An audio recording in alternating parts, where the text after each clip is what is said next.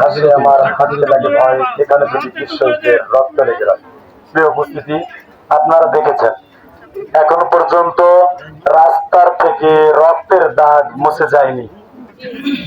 এমতো অবস্থায় কোন শিক্ষক, কোন কুচক্রী মহল, কোন কুশিক্ষক এমন কোন নেককারজনক কাজ করে, ঠিক যেমনি ভাবে এই বৃষ্টি মাথায় আপনারা এখানে নেমে আপনাদের দাবি আদায় করে নিয়েছেন, এমনি ভাবে পুনরায় যদি আবারও রাস্তায় নামা লাগবে, আপনারা একসাথে রাজি আছেন তো ইনশাআল্লাহ? প্রিয় বোনেরা, আপনারা যারা এখানে উপস্থিত হয়েছেন, আপনাদের সকল যৌক্তিক দাবি কর্তৃপক্ষ মেনে নিতে চেয়েছে। এর জন্য আমরা একবার আলহামদুলিল্লাহ বলতে পারি না? যে আলহামদুলিল্লাহ। প্রিয় বোনেরা, আমরা যারা এখানে আছি, আমরা বেশি কথা বলতে চাই না, শুধুমাত্র একটি কথা বলতে চাই।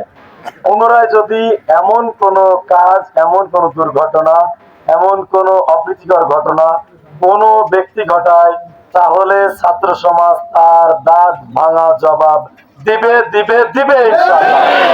প্রিয় বোনেরা, আমরা আপনাদের এই দাবিটা পুরোপুরি আমরা ইউনো মহোদয়ের কাছে যাব, এখন তাকে জানাবো এবং অনতিবিলম্বে আপনাদের শিক্ষা প্রতিষ্ঠান ধারাবাহিকভাবে কার্যক্রম চলতে থাকবে।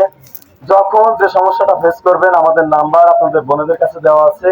আমরা যে সমস্ত ছাত্র ভাইয়েরা রাজপথে থেকে, সকল ছাত্র ভাইয়াদেরকে সমন্বয় করে রাজপথে থেকে এই আন্দোলন সফল করেছি।